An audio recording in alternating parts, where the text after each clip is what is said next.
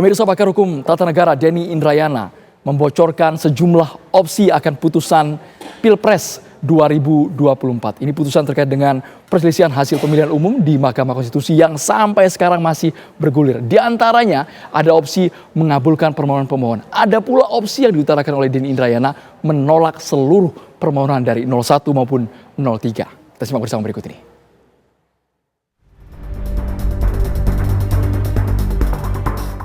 Alih-alih menunggu hasil putusan Mahkamah Konstitusi terkait sengketa Pilpres 2024, pakar hukum tata negara Denny Indrayana mengunggah pendapatnya yang diberi judul Bocoran Putusan MK. Denny meyakini bahwa sidang perselisihan hasil pemilihan umum PHPU di Mahkamah Konstitusi akan memunculkan sejumlah opsi putusan. Denny menduga opsi pertama yakni MK menolak seluruh permohonan dari pemohon, yakni tim hukum Anies Muhaimin dan tim Ganjar Mahfud, tetapi memberikan catatan usulan perbaikan Pilpres. Opsi kedua, MK mengabulkan seluruh permohonan pemohon. Dalam pilihan ini, MK mengabulkan diskualifikasi Prabowo Gibran dan melakukan pemungutan suara ulang hanya antara paslon 01 dan 03.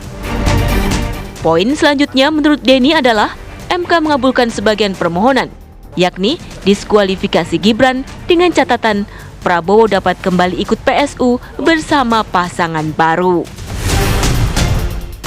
Opsi ketiga tersebut dinilai Denny tak mudah karena butuh keberanian, pengakuan, dan introspeksi institusional.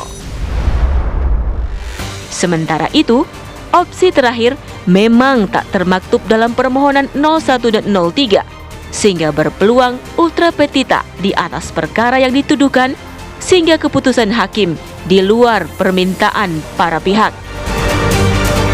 Opsi keempat, ia nilai memiliki bobot politis selain yuridis. Hingga kini, 8 hakim Mahkamah Konstitusi menggelar rapat permusyawaratan hakim untuk merumuskan putusan yang diumumkan 22 April mendatang. Tim TV One mengabarkan. Lalu apa dasar pakar hukum tata negara Denny Indrayana membocorkan putusan sengketa Pilpres 2024 di MK versi pandangannya di media sosial? Opsi mana dari 4 tersebut yang paling presisi, yang paling mendekati putusan Hakim Konstitusi? Kami ajak Anda berbincang langsung bersama dengan Bang Denny Indrayana. Bang Denny Indrayana, kami ingin tahu Bang, dasar Abang mengeluarkan 4 opsi putusan MK tersebut apa Bang? Padahal Hakim sampai sekarang masih mengadakan RPH, Rapat Permusyawaratan Hakim. Bang Denny.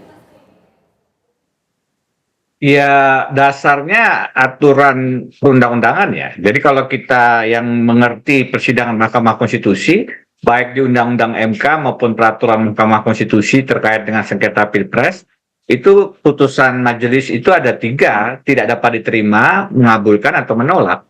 Dalam hal ini opsi tidak dapat menerima itu sudah bisa kita terus out. Karena itu terkait dengan syarat-syarat prosedur, apakah diajukan 3x24 jam setelah penetapan KPU, itu semua sudah dipenuhi. Yang tersisa ya tinggal mengabulkan atau menolak. Dan biasanya kemudian ada in between, yaitu mengabulkan sebagian, begitu. Nah, mengabulkan itu artinya permohonan 01 dan 03 diterima, pasangan calon 02 didiskualifikasi, baik Prabowo maupun Gibran. Ini luar biasa, ini maksimal, berarti semua permohonan dianggap terbukti oleh Mahkamah Konstitusi. Dan melihat situasi politik, kondisi sosiologis, dan rekam jejak Hakim Konstitusi, terutama setelah putusan 90 yang relatif tidak berubah dari rangkaian jebakan putusan 90, artinya tetap meloloskan Gibran sebagai calon wakil presiden, saya melihat peluang mengabulkan seluruhnya ini hampir mustahil. Yang kedua, menolak seluruhnya. Nah, ini yang berarti pasangan calon 02 ditetapkan sebagai calon presiden dan wakil presiden terpilih. Permohonan 01 maupun 03 tidak dianggap punya dasar alat bukti, tidak berdasar alasan hukum, dan sayangnya meskipun saya berharap tidak terjadi ya, ini kelihatannya sekarang punya kans paling besar untuk menjadi kenyataan. Kenapa demikian? Karena berbagai faktor. Saya melihat hakim ada kekhawatiran ataupun masih punya kecenderungan untuk bersifat relatif tekstual konservatif, meskipun memanggil 4 menteri, tetapi dalam proses persidangan cross examination-nya tidak terlalu maksimal saya lihat. Tidak ada keinginan untuk memanggil lebih dari 4 menteri itu, Kapolri, misalkan Presiden, dengan berbagai alasan yang menurut saya diperlukan jika ingin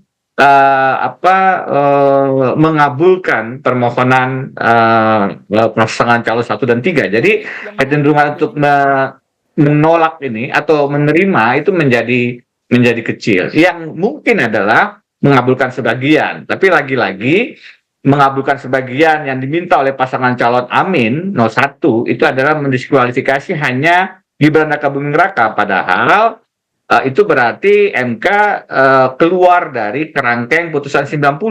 Padahal sejauh ini setelah putusan 90 semua putusan MK relatif menguatkan konstitusionalitas pencawapresan Gibran. Saya dengan rekan Zainal Arifin Muhtar misalnya itu menguji formil, menyatakan harusnya putusan 90 itu secara proses bisa dibatalkan, tapi itu pun tidak diambil sebagai bagian dari putusan oleh rekan-rekan di Mahkamah Konstitusi.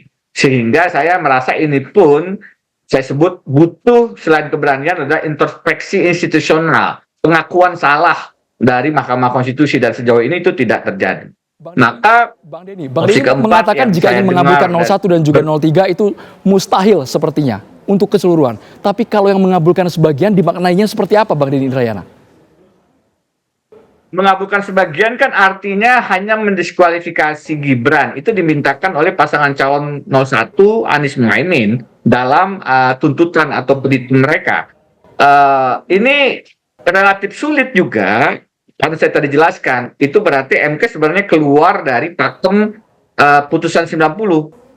Seharusnya bisa, tapi dari putusan-putusan setelah putusan 90, termasuk uji formil yang saya dan Zainal Arifin Muhtar lakukan, itu mereka tidak keluar dari kerangkeng atau penjara putusan 90 itu. Artinya tetap menguatkan secara konstitusional pencawapresan Gibran. Jadi keterlanjuran kesalahan putusan 90 itu tidak dikoreksi. Itu yang menurut saya menjadi parameter bahwa pendiskualifikasian Gibran itu menjadi tidak ada dasar presidennya gitu.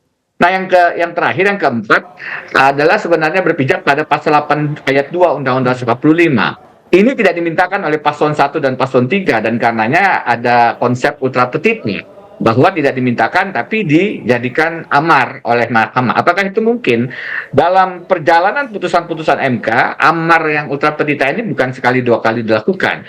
Dan saya membacakan peraturan MK yang mengatakan bahwa mahkamah bisa memutuskan di luar ketentuan ayat 1 yang tadi hanya memberikan 3 opsi, tidak mendapat menerima, mengabulkan, atau menolak.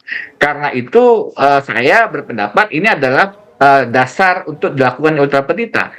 Pasal 8 ayat 2, pasal 8 ayat 2 adalah menetapkan pemenang calon presiden Prabowo sebagai presiden terpilih, tetapi membatalkan kemenangan calon wakil presiden Gibran Rakabuming Raka.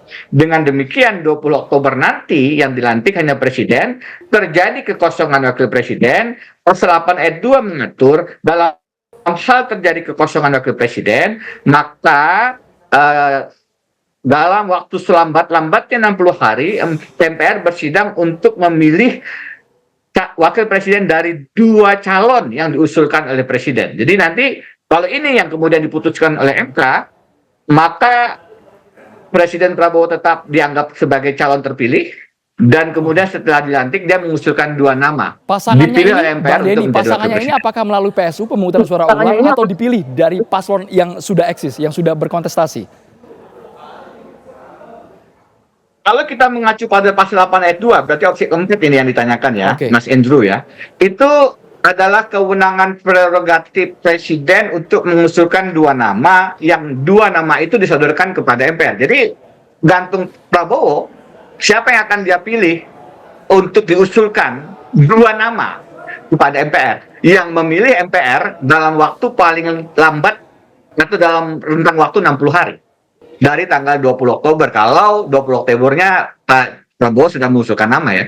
Baik, dari sampai saat ini Bang Denny Indrayana, yang paling memungkinkan opsi 4 yang Anda tawarkan, yang mana yang berpeluang akan diwujudkan oleh 8 hakim konstitusi di tanggal 22 April mendatang? Secara ekspektasi harapan, saya sebenarnya ingin agar ada penegasan pemilu pemilihan presiden ini jangan dicawe-cawe Presiden Jokowi, sehingga kemenangan terutama calon wakil presiden Gibran itu semestinya bisa dibatalkan ya. Itu dari sisi harapan. Tetapi dari sisi melihat rekam jejak hakim, melihat suasana kebatinan bahwa sekarang sangat banyak ketakutan di lingkungan elit politik kita dalam mengambil keputusan, maka saya khawatir yang lebih mungkin atau menjadi kenyataan itu adalah yang ditolak seluruhnya. Tentu saja ini akan mengecewakan karena itu berarti menguatkan pelanggaran konstitusional yang secara terang sebenarnya dilakukan oleh Presiden Jokowi lewat cawe-cawenya dalam Pilpres 2024. Terima kasih banyak pakar hukum tata negara Denny Indrayana sudah bergabung di Kabar Petang.